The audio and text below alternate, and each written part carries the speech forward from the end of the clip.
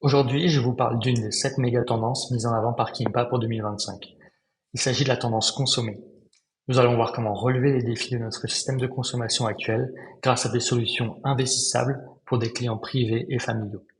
Et nous rentrerons dans le détail de 4 types de solutions identifiées par Kimpa. Pourquoi c'est important? Parce que notre modèle de consommation actuel est insoutenable. Il est responsable de 29% des émissions mondiales de gaz à effet de serre et en 2024, il nous faudrait 1,7 planète pour maintenir notre rythme de production, d'extraction et de gaspillage.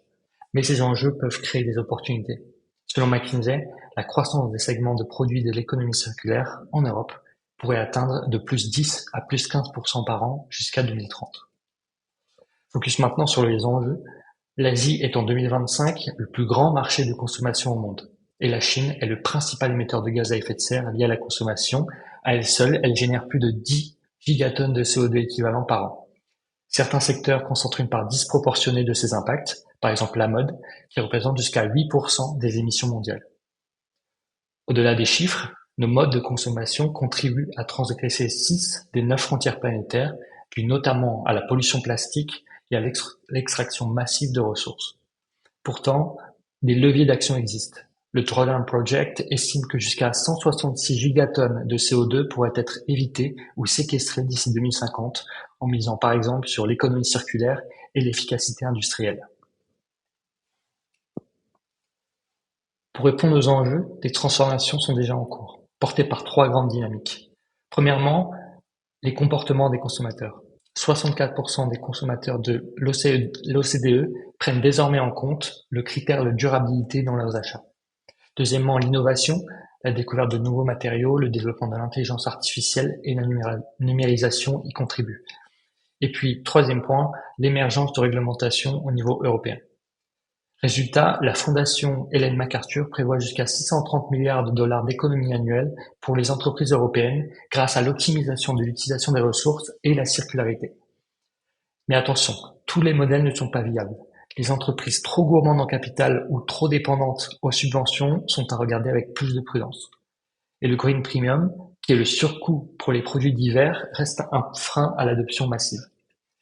Chez Kimpa, nous privilégions une approche pragmatique, axée sur des entreprises avec un modèle économique prouvé et sur une approche asset light, et également capable de croître rapidement. Passons maintenant aux 4 axes d'investissement identifiés par Kimpa pour 2025. Premièrement, je souhaite vous parler de réparation et réemploi. On voit une forte montée en puissance des modèles de réparation et de réemploi à travers le développement du reconditionnement d'appareils électroniques, de vêtements ou encore de biens de consommation. Environ 7 milliards ont été investis dans les startups du secteur entre 2020 et 2024 selon Deloitte. Et la dynamique est également poussée par la directive Ecodesign de l'Union européenne qui impose des exigences de réparabilité et disponibilité des pièces détachées. Au niveau des solutions d'investissement, Kimpa recommande de miser sur des entreprises avec des modèles d'affaires solides et rentables et qui apportent une réponse claire aux attentes des consommateurs sur la qualité et la durabilité.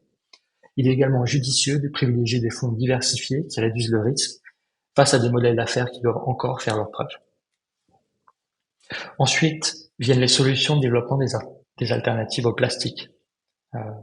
C'est une solution avec un impact potentiel important, notamment sur la pollution plastique et les émissions de CO2 liées à la production, selon le Drawdown Project. Et la dynamique est également poussée par la directive Packaging Waste de l'Union européenne, qui vise la réduction des emballages à usage unique, une meilleure recyclabilité et l'interdiction des substances dangereuses. Au niveau des solutions d'investissement, Kimpa conseille de miser sur des technologies de rupture avec des barrières à l'entrée élevées, et également des modèles économiques innovants avec une rentabilité démontrée ou en voie de l'être. Il est sur ce type de solution possible d'investir en direct ou via des fonds spécialisés. Lié aux solutions d'alternatives au plastique, nous avons un exemple d'investissement conseillé par Kimpa et dans lequel plusieurs de nos clients ont investi. Il s'agit de la startup allemande 1.5.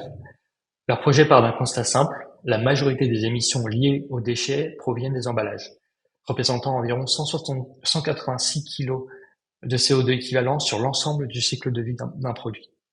Leur solution, c'est le développement d'un logiciel permettant aux marques de concevoir des emballages responsables et sur mesure en tenant compte des critères d'impact. Cela permet jusqu'à 75% de réduction des émissions liées aux emballages pour les marques clientes. Pour cet investissement qui me paraît identifier une proposition de valeur forte, un business model prometteur basé sur du licensing et des co-investisseurs de renom convaincus. On revient au type de solution avec le troisième type de solution qui est l'optimisation de l'utilisation des ressources. Il faut savoir que l'économie mondiale consomme jusqu'à 100 milliards de tonnes par an de ressources.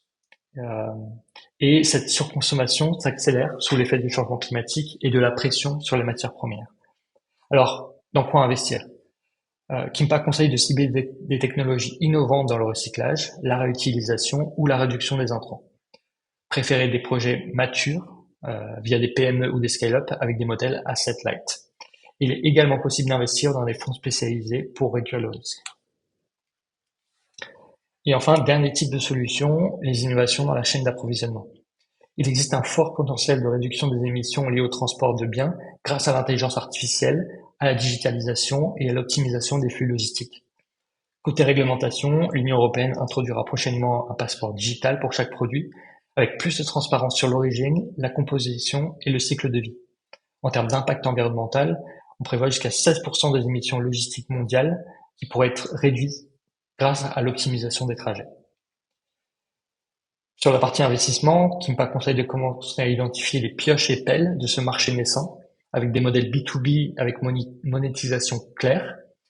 Un exemple est Retraced, une startup allemande qui a levé une série A de 15 millions d'euros en 2024 et qui travaille à améliorer la traçabilité des vêtements et textiles. Merci.